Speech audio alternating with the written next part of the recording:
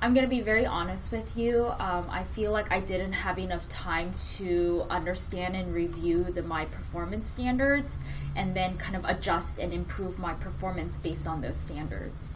I appreciate the honesty, and I understand your frustration. Please know this isn't something that's supposed to be a heavy lift for you. As an organization, we are constantly changing, and we strive to be flexible and take things in stride, and we want to help you with that. That's why these new My Performance standards are a reflection of what we already know through our principles of community, our code of conduct, our core values, things that we are all already familiar with, and we are just streamlining it into a different process. Okay. I mean, that makes sense, but I guess when I'm looking at it, I don't see specifically how the previous kind of standards that I was used to are aligning with the new standards that I see written down. Completely understandable. When there's a change of this magnitude, there's always going to be some hesitation as to how is it familiar to what I already know. And so perhaps to ease some of your concerns, what we can do is go line by line into each of the different criteria that we will be using under the new My Performance standards and see where that overlap is, and we can have that interactive discussion together to make sure that you don't have those concerns anymore, and so that we really can be both benefiting from this new My Performance rubric. Yeah, I mean, that makes sense, and I get it, and I think kind of knowing that there's observable behaviors is good because I didn't always see that in the previous standards, so I think that is kind of something positive. So why don't we begin with talking about what you feel some of your strengths are currently? Sure. I think I have a great way of communicating with others, interdepartmental, but also with other departments as well. I feel like I have a good form of communicating professionally, but also being able to collaborate with them. So I think those two things, communication and collaboration, are two of my strengths. That's good to hear, and I believe that we would be able to find where that overlap is with what the older performance standards are, with what we are now implementing as a part of the new My Performance criteria. And switching gears a little bit, what do you think are some areas that you would look to improve based on what your performance is at now? Sure. I think the biggest way that I can improve my kind of performance this year is the timeliness of my work.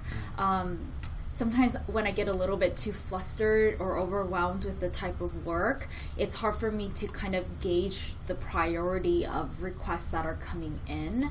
So I think the timeliness of kind of getting things completed is something I do want to improve in this year.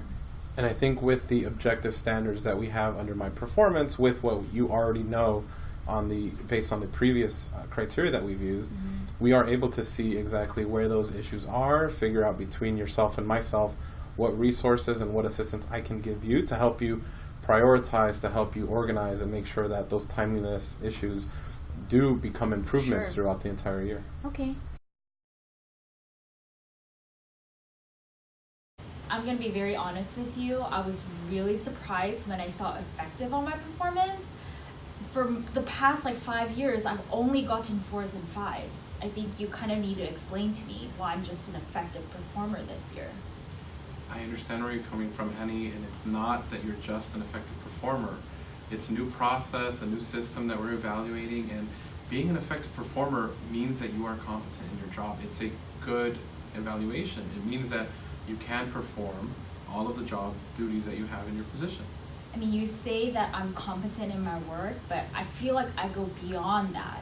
I mean, when I look at these standards, I'm definitely at least the lead. Sometimes I'm a strong performer in most of these situations, especially compared to my colleagues. So I think you really kind of need to explain to me why overall you think I'm just an effective performer.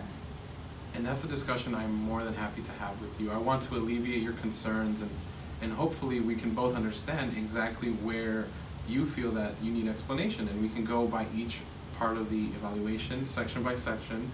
I have some observations that I have noted throughout the year that we can discuss, and perhaps there are things that you would like to bring up to me that maybe I didn't put that much weight into it or take into consideration to help ease that concern and help you understand exactly where that evaluation process is. Okay, I mean, I think that definitely will work. I may need some time to think about it, but thank you for offering to kind of go over each of those criteria with me.